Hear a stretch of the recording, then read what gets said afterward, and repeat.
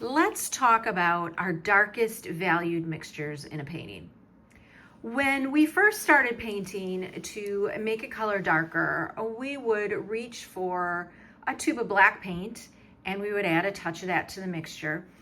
Just like if we were trying to lighten a color, we might choose to, or we would choose to add white.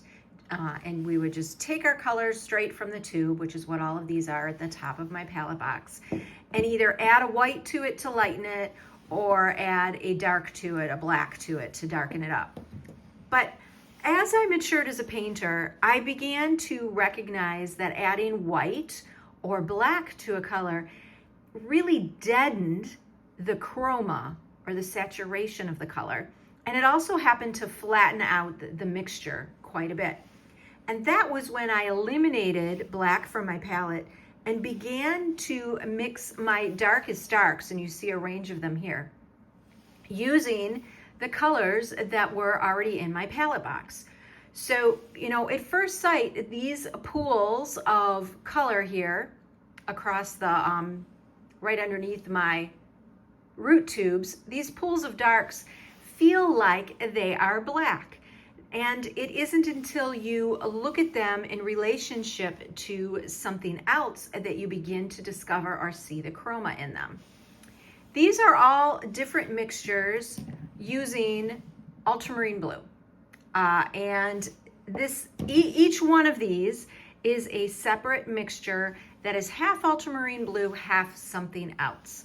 So based on that, they all have a good amount of blue pigment in them, but they also carry other properties. Even though they read as a dark value, they also carry other color properties based on the companion root tube that was mixed with that ultramarine blue.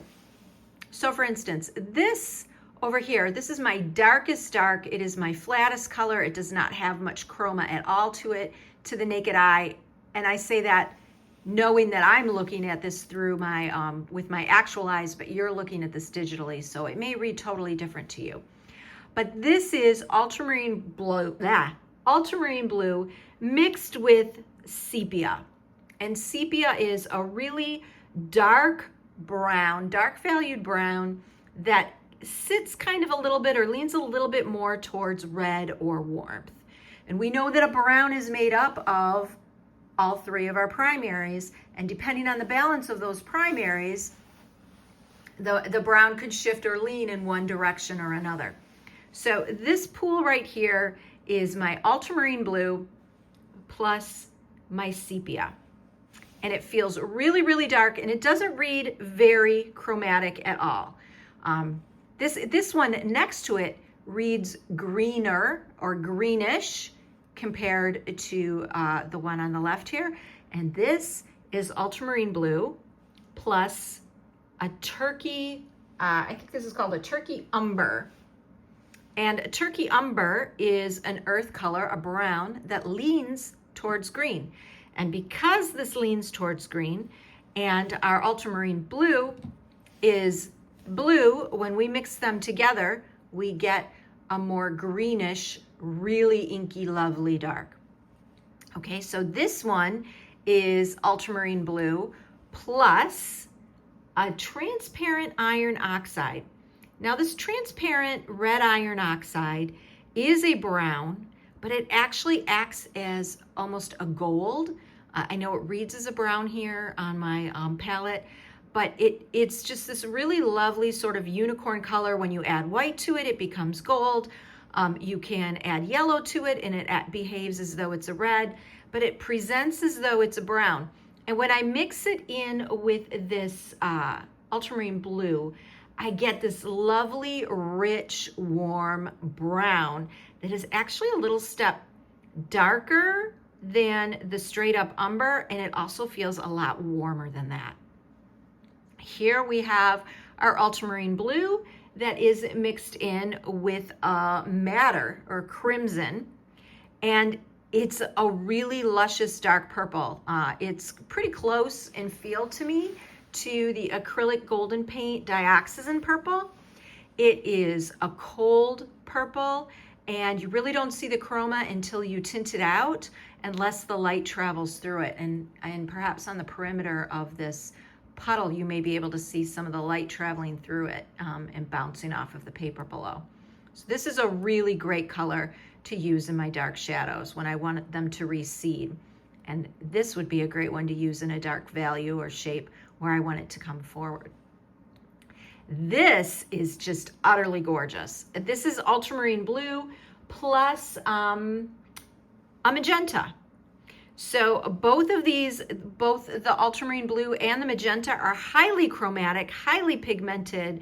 They don't have a whole lot of yellow in either of them, and that gives us a really pure, delightful, highly saturated violet. This is a stunning color to use as a highlight, or I shouldn't say highlight, to use as an attention grabber in a darker shadow because it does have that chroma.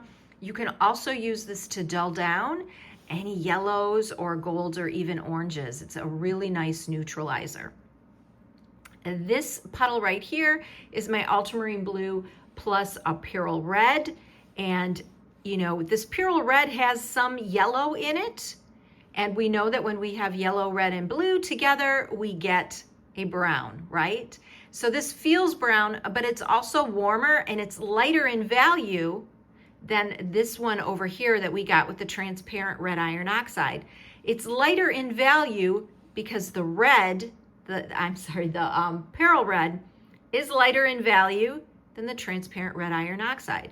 So by virtue of mixing, I guess I should put this here, by virtue of mixing a lighter valued root tube with my ultramarine blue, I'm gonna get a lighter value mixture, and I don't even have to add white into it. And now let's take a look at this one, which is our lightest of all of our darks here. And this one is ultramarine blue plus this, I don't even know how to say this red. It is a red scarlet Chevenings root. Well, that's in another language. But anyway, this is like a cadmium orange. This is a red that has a good amount of yellow in it. It is a mid value, and when I mix it with the darker valued ultramarine blue, I get a lighter valued warm brown with a lot more yellow, so it's leaning towards a gold than any of these other options. So I want to encourage you to look at the darkest darks that you have in your palette and think about them beyond the context of the literal color that they represent, the color family, and begin to mix them together and see how you can get some really rich, luscious, beautiful, inky, chromatic, fascinating darks that you can begin to use in your darker valued passages.